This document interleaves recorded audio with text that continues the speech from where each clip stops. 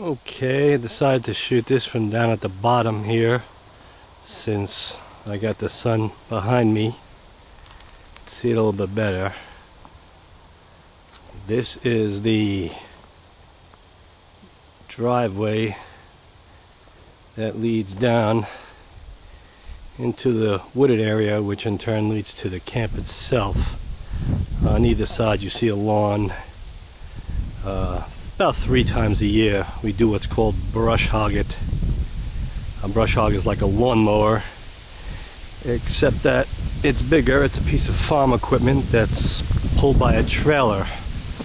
I'm sorry, a tractor. And we keep it cut down so we can plow the snow later. Okay, now speaking of plowing the snow, we're heading into the wooded area here, and we'll show you the road. We've built it up with some crush, and we're gonna see some what are called push-offs, which are meant as places to pile up the snow. They are denoted, you could say, by arrows, and we're looking for one right now. Let's see if we can find it. And there you go, that's an arrow. Try to keep the sun behind us. Here's an arrow. Okay, we're still heading in.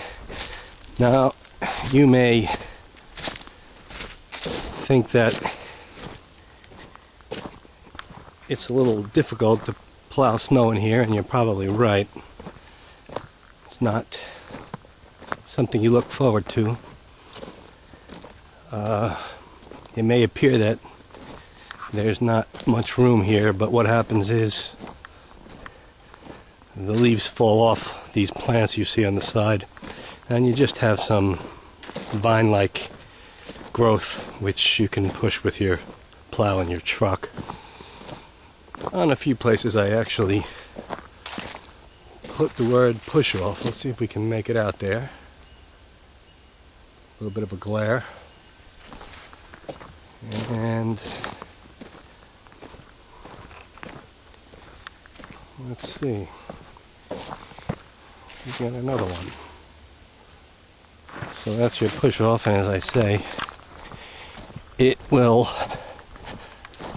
be clearer once the leaves fall, which should be in a few weeks. Here's an area where we pile up a lot of snow.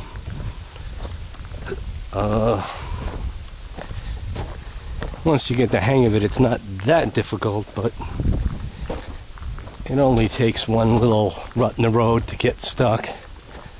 What seems to separate the men from the boys, if you will, is those who can get themselves out when they're stuck, and those who can't. Now, you can see an incline here. We're kind of in the glare a bit. I don't know how well this will come out. I put up a sign here. See if we can make it out. Road ahead is uneven. Crush run. Keep plow up. Thank you. Once you go over this little drop, which doesn't look that steep right now, but once that weight shifts with that plow on the front, you can kind of get a feeling. If the road is icy, it's the feeling you get when you go over the top of a high roller coaster, when your stomach goes up into your throat. The saving grace here, if you will, is it bottoms out to a nice landing where we have a couple push-offs, and again, this will be clearer when the time comes, clearer as far as the leaves on this stuff here will be gone, and you'll be able to get in there. So we have a double push-off. Some of these push-offs are just used when we bring in the the loader, the front end loader, to clear that out. Sometimes it's just too much snow and the trucks won't do it. So we have some extra push-offs just for that, like this one right here. You don't want to go in there with your truck, but with the loader you can do it. And so we have the final incline that leads down to the camp itself. And this was all forest, and it was cleared away and then built up with this gravel here, which is commonly known as crush run. And that keeps it dry. There's some paper underneath to prevent the weeds and stuff from growing up through it, which is largely held up. And over there you got the propane tanks, and under that tarp there you got some 12-volt batteries that we use, and these are solar panels that we use to charge the batteries. And down there is, at the bottom, we have the generator.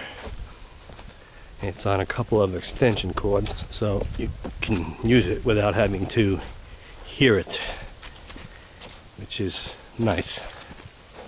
It's a Honda EU2000 made for quiet, but it's still a combustion engine, so it makes some noise.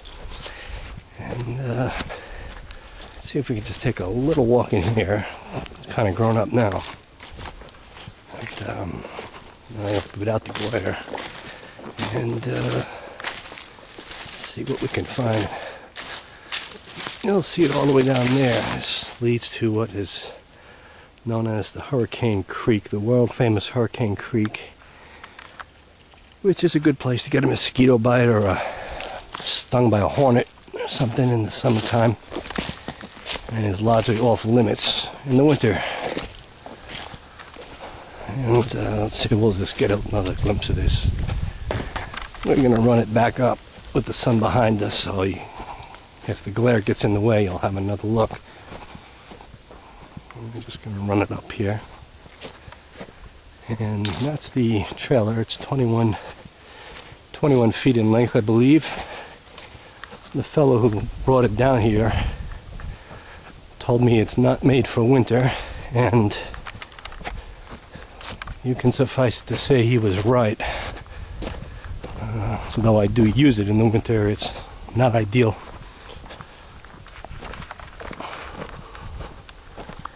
Well, you're getting a better look with out the sun of this is a final incline from the road that leads down to the camp itself.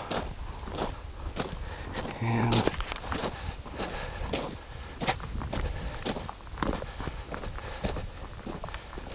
back up we go.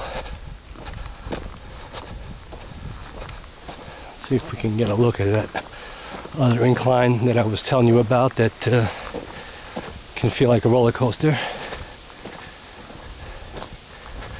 I got a fellow or two that backs me up with snow plowing, so I don't have to do the whole thing. And quite frankly, sometimes I can't. And there's the incline, which could be steeper, but it's steep enough. And I guess that gives you the idea. Okay.